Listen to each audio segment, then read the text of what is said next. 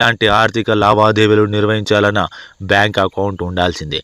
ప్రస్తుత రోజుల్లో ప్రతి ఒక్కరూ బ్యాంకు ఖాతా తీసుకుంటున్నారు. సాధారణంగా అయితే పొదుపు ఖాతా తీసుకుంటుంటారు. వ్యాపార అవసరాల కోసం అయితే కరెంట్ అకౌంట్స్ తీసుకోవాల్సి ఉంటుంది. అది పొదుపు ఖాతా అయినా కరెంట్ ఖాతా అయినా అందులో తమ డబ్బులు జమ చేసే అవసరమైనప్పుడు తీసుకొని వాడుకుంటారు. ఇది అందరికీ తెలిసిన విషయమే. అయితే మీ అకౌంట్లో డబ్బులను ఎప్పుడైనా తీసుకోవచ్చని ఇష్టం వచ్చినన్ని సార్లు తీయడం అనేది సరైన పద్ధతి కాదు. మీరు తరచూ బ్యాంకు ఖాతాలో డబ్బులు వేయడం తీయడం చేస్తుంటే మాత్రం ఈ విషయాన్ని ఖచ్చితంగా తెలుసుకోవాలి. మీ ఖాతాలోని డబ్బును తీసుకున్న కొన్నిసార్లు ట్యాక్స్ కట్టాల్సి వస్తుంది. బ్యాంకులో డబ్బులు వేసినా తీసినా దానికి ఓ లిమిట్ అనేది ఉంటుంది. మీరు ట్యాక్స్ పడకుండా ఉండాలంటే సంవత్సరానికి ఎంత విత్డ్రా చేయవచ్చో ఖచ్చితంగా తెలుసుకోవాలి. పరిమితికి మించి విత్డ్రా చేసినట్లయితే ఛార్జ్ చెల్లించాల్సి వస్తుంది. సాధారణంగా ఇది ఏటీఎం ట్రాన్సాక్షన్లకు ఉంటుంది. దీంతో చాలామంది బ్యాంకుకు వెళ్ళి ఎన్నిసార్లైనా తీసుకోవచ్చు అనుకుంటారు.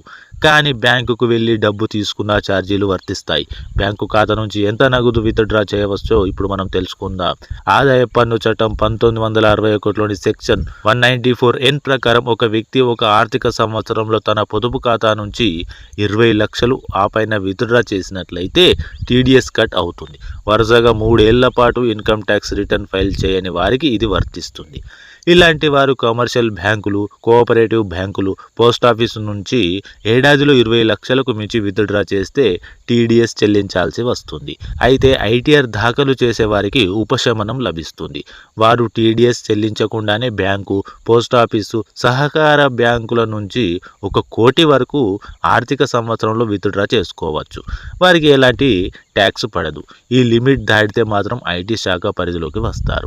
ఇన్కమ్ ట్యాక్స్ చట్టం 1961 ప్రకారం మీ బ్యాంక్ అకౌంట్ నుంచి ఒక ఆర్థిక సంవత్సరంలో ₹1 కోటి కంటే ఎక్కువ నగదు తీస్తే 2% టీడీఎస్ చెల్లించాల్సి వస్తుంది.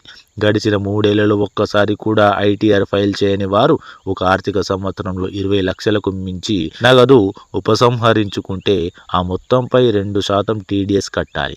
వారు 1 కోటి కంటే ఎక్కువ విత్డ్రా చేస్తే 5% టీడీఎస్ వర్తిస్తుంది.